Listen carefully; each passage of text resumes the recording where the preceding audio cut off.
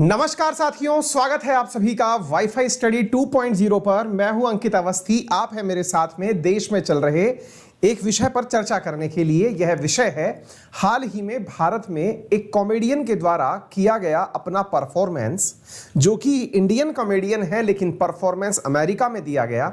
वह विवाद में या विवाद के कारणों में या विवाद के कारण से सुर्खियों में है। यह विवाद है एक stand up comedian Vir Das. Comedian तो हैं ही, साथ में कुछ फिल्मों में भी इन्होंने काम किया है, तो शायद आप इन्हें एज ए एक्टर भी रिकॉग्नाइज कर सकते हैं। आपकी स्मृति के लिए हमने यहाँ पर इनकी तस्वीर भी साझा की है।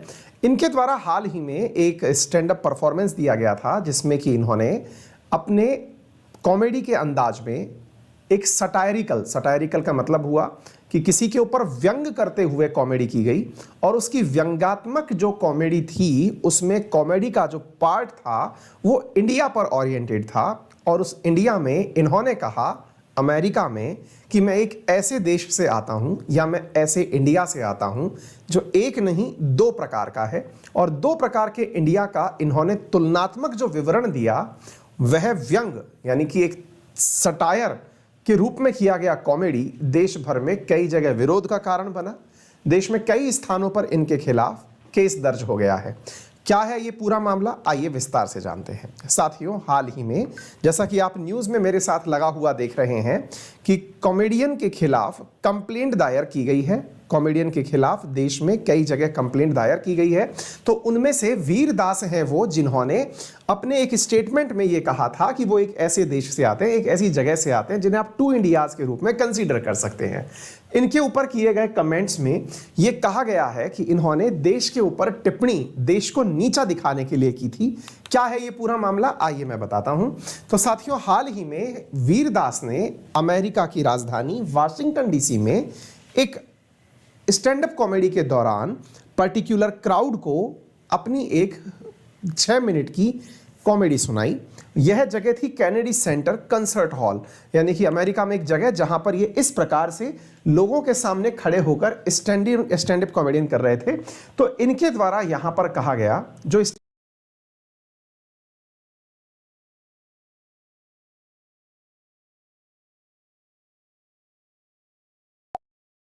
हूं, जहां बच्चे मास्क लगाकर मिलते हैं लेकिन नेता एक दूसरे से बिना मास्क के बात करते हैं।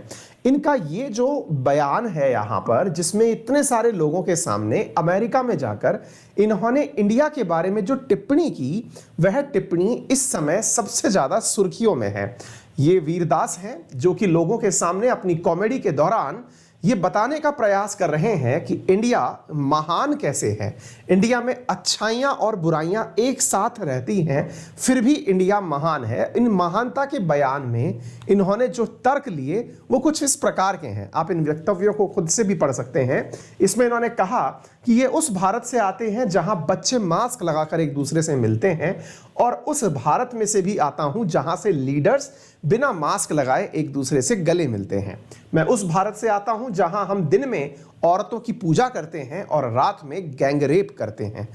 और इनके सटायर में यह बात कही गई कि मैं जो भी बात बोल रहा हूं वो कहीं मैं निकाल करके नहीं लेके आया हूं, ये देश में हो रही हैं। और इनकी जो टिप्पणी थी, देखिए व्यंग के रूप में की गई जो टिप्पणी होती है या कॉमेडी होती है वो चुभती है, तभी उसे व्यंग कहा जाता है। और इनके व्यंग में जिस तरह के गैंगरेप पर इशारा किया गया, चाहे फिर वो दिशा गैंगरेप हो या फिर निर्भया गैंगरेप हो, ये सारी की सारे गैंगरेप्स जिस तरह से देश का पूरी दुनिया के अंदर अपने आप में बदनामी फैलाने का काम किए, उस प्रकार से इन्होंने इस चीज को दुनिया के सामने रखने का प्रयास किया। इन्होंने कहा कि दिन में बच्चियों को पूजा भी जाता है, बिल्कुल नवरात्रों के दिनों में इस प्रकार का देश में देखने को मिलता है नजारा।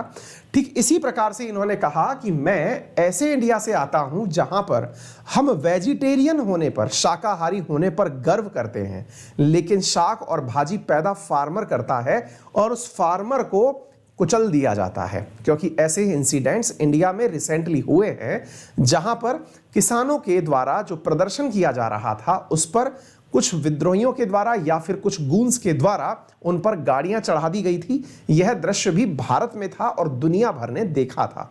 तो इन्होंने जिस प्रकार का व्यंग किया, उस व्यंग में भारत के उन मुद्दों को उठाया गया जिनकी चलते भारत की भारत में ही नहीं भारत के बाहर भी चर्चा हुई। और निश्चित ही यह सच्चाई है जो इन्होंने इस प्रकार के मुद्दे उठाए, लेकिन इनके इन मुद्दों के उठाने पर विरोध क्यों हुआ? क्योंकि इन्होंने देश की इमेज बाहर जाके खराब की। ये जिन्होंने केस किया है उनकी भी सोच है, इनकी भी सोच है कि यह देश को कैसे देखते हैं। इनके अन्य वक्तव्यों में कुछ 5 प्रकार के वक्तव्य हैं जो कि भारत की महानता को बयान करने के लिए लिए गए हैं। जैसे इन्होंने कहा कि ये उस भारत से आते हैं जो मैंने आपको बता दिया। दूसरा, इन्होंने कहा कि एक बड़ी आबादी 30 साल से छोटी है। इन्होंने कहा कि हम एक ऐसे देश से आते हैं जहां पर 30 साल से छोटी आबादी के लोग हैं, लेकिन 75 साल के लीडर्स के 150 साल पुराने आइडियाज को सुनना हम बंद नहीं करते। बिल्कुल पॉलिटिकल सटायर है, हमारे राजनेताओं के ऊपर किया गया एक व्यंग है। ठीक इसी प्रकार से इन्होंने कहा कि ये ऐसे भारत से आते हैं जहां हम दिन में औरतों की पूजा करते हैं, रात में गैंगरेप करते हैं।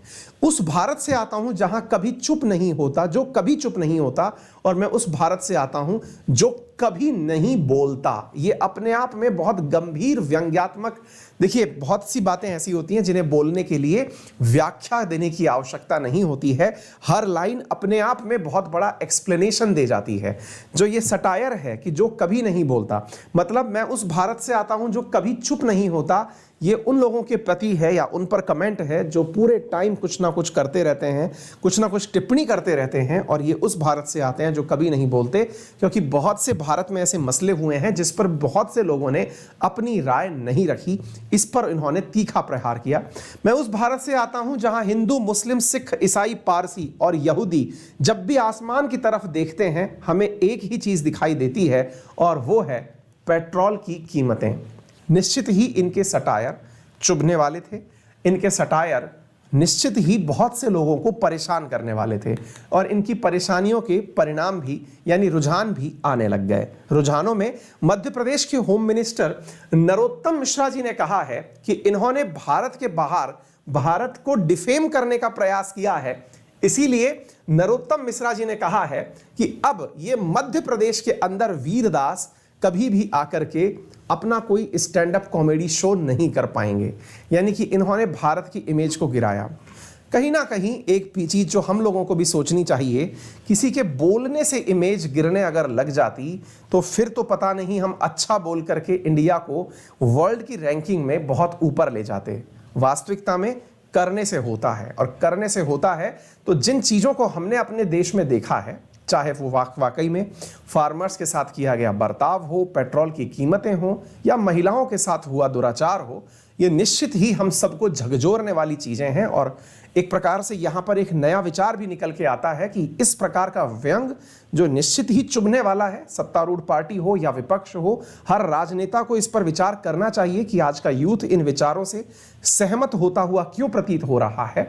क्योंकि अल्टीमेटली इन विचारों में भारत के ही उस रूप को दिखाया गया है जिसे बहुत बार इग्नोर किया जाता रहा है। हालांकि इनके ऊपर अलग अलग धाराओं के तहत केसेस दर्ज करने की बात चल रही है, जिसमें कि सेक्शन 540 इंडियन पीनल कोड के अंतर्गत कहा जा रहा है कि इन्होंने शांति को खत्म करने का प्रयास किया है, जिसके तहत इन पर केस किया जाए। इसमें सेक्शन 505 के तहत कहा जा रहा है कि इन्होंने पब्लिकली ऐसे स्टेटमेंट जारी किए हैं या ऐसी रिपोर्ट जारी की है जिसकी वजह से मतलब एक प्रकार का माहौल ऐसा क्रिएट होता है जो कि देश में अशांति ला सकता है। इनके ऊपर section 153B of Indian penal code, जिसके तहत इनके द्वारा ऐसा विजिबल रिप्रेजेंटेशन क्रिएट किया गया जो कि लोगों को प्रोवोकिंग था। इनके द्वारा कुछ ऐसी हरकतें की गई जो देश के विरोध में हो सकती हैं।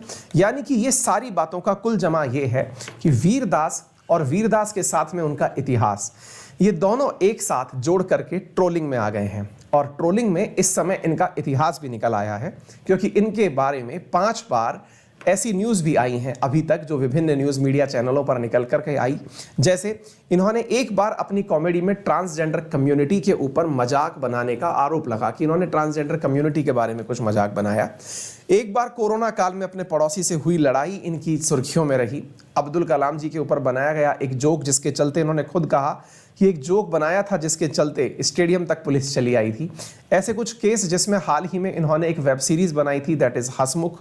उस हंसमुख वेब सीरीज जो कि नेटफ्लिक्स पे थी और उसके बारे में भी लॉयर्स कम्युनिटी ने विरोध कर दिया था। और ठीक इसी प्रकार से इनकी एक फिल्म और थी मस्ती जादे करके, उसमें इन्होंने सनी लियोनी के साथ काम किया था और धार्मिक भावना भड़काने का इनके ऊपर आरोप लगा था। कुछ इस प्रकार के मुद्दे वीरदास के साथ निकल के आए। लेकिन इनकी इस स्टैंड अप कॉमेडी ने, जिसमें टू इंडियाज की चर्चा की गई है, निश्चित ही देश को सोचने के लिए मजबूर तो किया है। कुछ चीजें यहां तक तो सही कही जा सकती हैं कि इन्होंने देश के बाहर जाकर के देश के मुद्दों को उठाया, लेकिन शायद मंच का इंतजार था। इतना वेटेज इन्हें अपनी गली मोहल्ले में किए गए स्टैंड अप कॉमेडी सीन पर ना मिलता, जितना इन्होंने इस बात को बाहर से उठा करके देश में इस बारे में लोगों को चर्चा करने के लिए तो मजबूर किया। और जब इन्होंने चर्चा करने के लिए मजबूर किया है तो हम निश्चित ही यह तो आश्वस्त कर ही सकते हैं कि मेरे देश की इमेज ऐसी ना हो। ऐसी ना हो से मतलब है कि महिलाओं का सम्मान हो, जैसा कि हम अक्सर अपने यहाँ पर कहते भी आए हैं। अंकित परिवार का तो ये एक टैगलाइन भी है और हम इसको बहुत अच्छे से आत्मसात भी करते हैं कि व्यक्तित्व ऐसा हो जिसमें हम बड़ों का सम्मान करें, छोटों को प्यार दें और अपना व्यक्तित्व इस प्रकार से विकसित करें कि महिलाएं हमारे साथ सुरक्षित महसूस करें, चाहे देश में हो या देश के बाहर हो। ठीक इसी प्रकार से जो हमारा अन्नदाता है उसकी सुरक्षा सुनिश्चित हो, पेट्रोल की कीमतें अगर कंट्रोलेबल हैं तो उनका कंट्रोल हो। ये सब चीज़ें एक आम युवा की डिमांड के रूप में निकल के बाहर आती हैं। फिलहाल दो सेलिब्रिटीज कंट्रोवर्सी में चल रही हैं और कंट्रोवर्सीज के चलते हुए देश में बहस का एक नया ही माहौल छिड़ गया है। दोनों ही एक दूसरे के प्रति इस तरह से देख रही हैं कि किसे जल्दी देशद्रोही घोषित किया जाए। पॉलिटिक्स अपने परचम पर है, लेकिन हाँ, हमें सोचने के लिए जरूर सोच छोड़ के जाती हैं। दोनों ही चीज़ें कुछ तो सोचने के लिए मजबूर करती हैं कि पद्मश्री किसे दिया जाए और किसे नहीं, या फिर देश का देश के बाहर सम्मान और अपमान कैसे निर्धारित किया जाए। फिलहाल के लिए मैं भी आपको इसी के साथ छोड़ देता हूं। चलते हैं आपको कुछ सूचनाएं देने के लिए। सूचनाएं कुछ इस प्रकार से हैं कि शुक्रवार के दिन सुबह 10 बजे एक टेस्ट है अनअकैडमी पर, जो कि अभियान के नाम से है।